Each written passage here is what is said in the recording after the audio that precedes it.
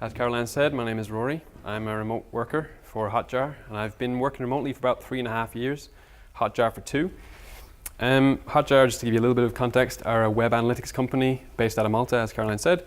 And don't worry, we don't steal your data or map you on a big social graph or anything like that. It's all very anonymized and everything. I should say before I go on that if you were looking at the leaflet and expecting someone a little bit better dressed, I'm sorry about that. I only have one good picture of myself in a tuxedo, and I tend to use it for everything I can.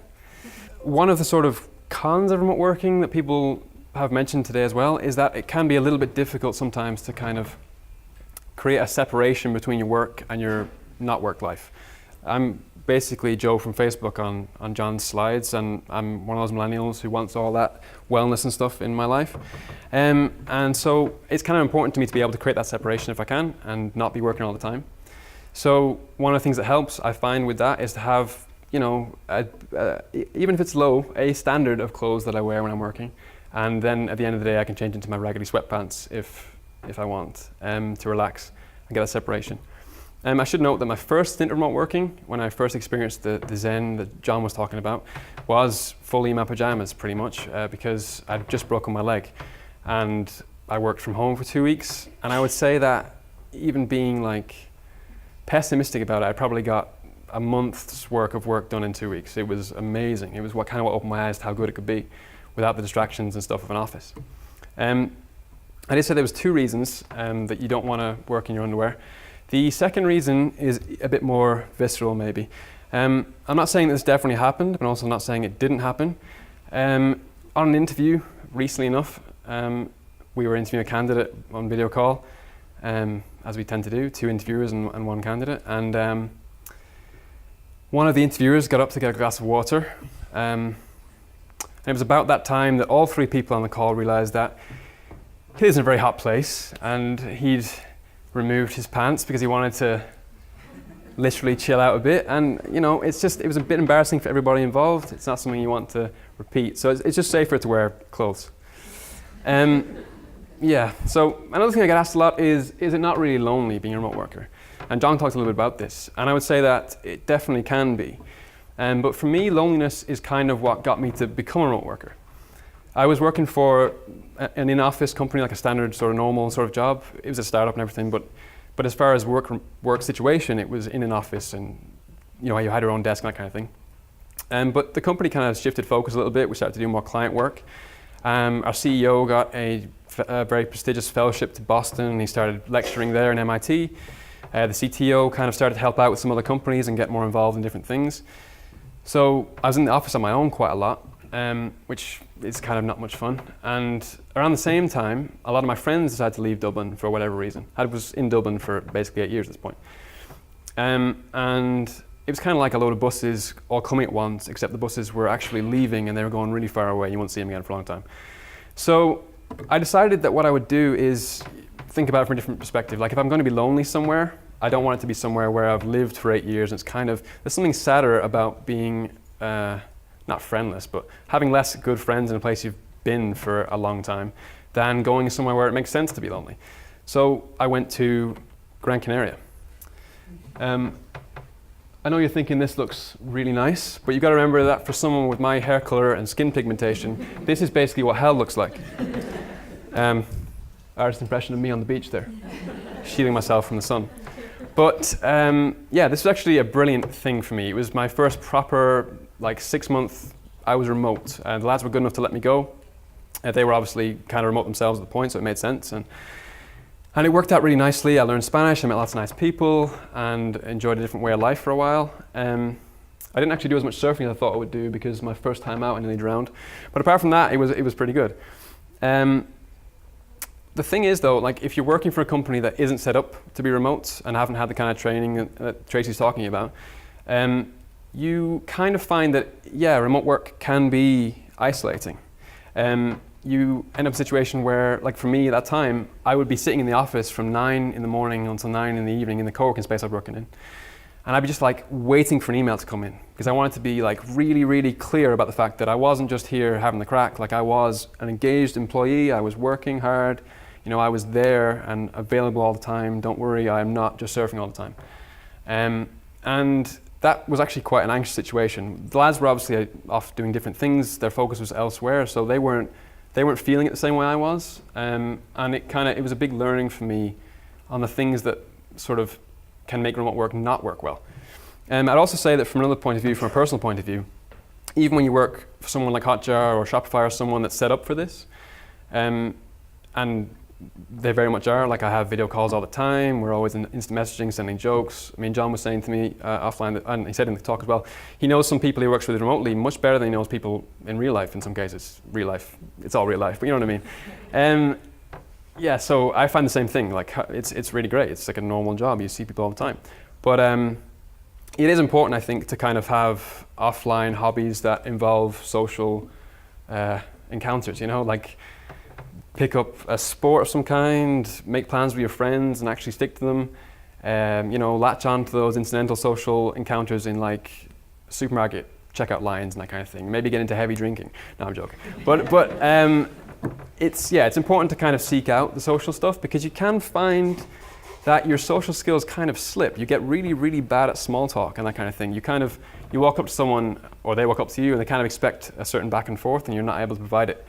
It's really embarrassing when it happens. You kind of just grunt for a while and then they run away.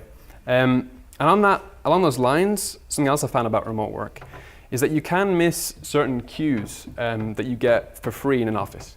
While I was saying, the company is very well set up for it. You're getting video calls and you're making jokes and everyone's good friends. But even in a video call, the facial expressions you get are only 2D. And the body language you get is only from the shoulders up, unless you're very unlucky. And it's, you also kind of miss out on that intangible feeling you get when you walk into a room and you know people have been arguing, or the more positive version of it when you know people are having a good time. And for me, the way it manifested it was a little bit like Trey's mentioned, how when I first joined Hotjar a couple of years ago, I was very eager and very anxious to prove myself and show them that I could do this job and they hadn't made a bad choice, because it's quite competitive, as people have said. Like, getting these jobs is sometimes difficult, but they put a lot of effort in Hotjar into cultural fit as well as being good at your job. And I was just worried that they would, from either angle, not think I was up to scratch. So I was constantly kind of fretting about how good my work was and that kind of thing. And I found that you miss things from the office, like I was mentioning, those intangible, non-verbal cues that let you know how well you're doing. But what I found was, as John mentioned, and it's very uncomfortable for Irish people, but you have to kind of get, I wouldn't say I'm good at it, but you have to get comfortable with sort of candid feedback, both giving it to people, sometimes unasked for, and also asking for it when you need it. Like, ask someone, is my work up to scratch? Am I doing all right? Am I available enough? Those kinds of things, sort of engage in the conversation. And other cultures than ours find this much easier. Like, Maltese people are very blunt. Like, I admire them for it. They're really able to just tell you exactly what they're thinking. And normally it's good, but it's also good to head off any problems at the pass, kind of. Another thing people say to me a lot is, it must be hard to get work done without your boss looking over your shoulder or people being able to see your desk and that kind of thing. And sometimes it is hard to get work done. But generally speaking, it's actually not an issue. Like, it is a real job, It isn't one of these pyramid schemes. It isn't like, my friend makes 300 grand an hour working online and she does it in 5 minutes. Like, it's not one of those kind of things anymore. They're real jobs, just like jobs you do in person. You have a team, you have deadlines, you have bosses that care about what you're doing, and everyone cares about that you're getting work done. I mean, if you're playing PlayStation all day, somebody's eventually going to twig that you didn't hand in that thing that was meant to take 5 minutes.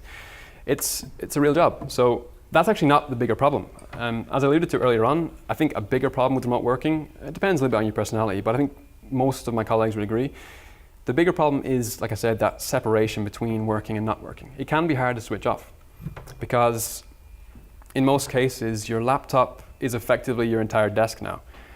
You can be anywhere and be on. You can be on your couch, you can be in bed, you can be on holiday and still working if you wanted to be. So it's kind of something you have to watch out for. You have to have both discipline to start work on time and do your work without being necessarily watched the same degree as you would be in an office, as well as the discipline to stop working and give yourself the mental and physical space away from work. From that point of view, a lack of a commute, although it's on the whole a massive positive, a commute does act a little bit like a physical separation. You kind of, it's a marker to your brain that, yeah, you're finished work now, or you're about to start work. And for a lot of people, they find that maybe taking 20 minutes to walk around a bit before work and afterwards helps to kind of do that as well. Like I said, changing clothes, having things scheduled that aren't work, that make you have a hard stop that people lack in offices is good as well. Because your building doesn't close if you're working from home. There's no train you have to sprint for every morning that you're always late for. Like, those things don't exist. So you have to be, the control and autonomy of remote work can be a double-edged sword in that way. But it also has a good side of a sword, if such a thing exists, in that you have all this time that you can use to do with however you please.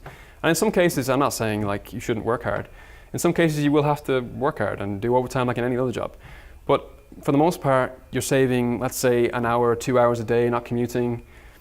You're saving time not walking out to get lunch if you're at home or whatever, whether that's a good or bad thing. If you do more with your lunch break than just have lunch, I think it's a good thing. And I think it's important to use that time as sort of productively as you can for your own health and well-being.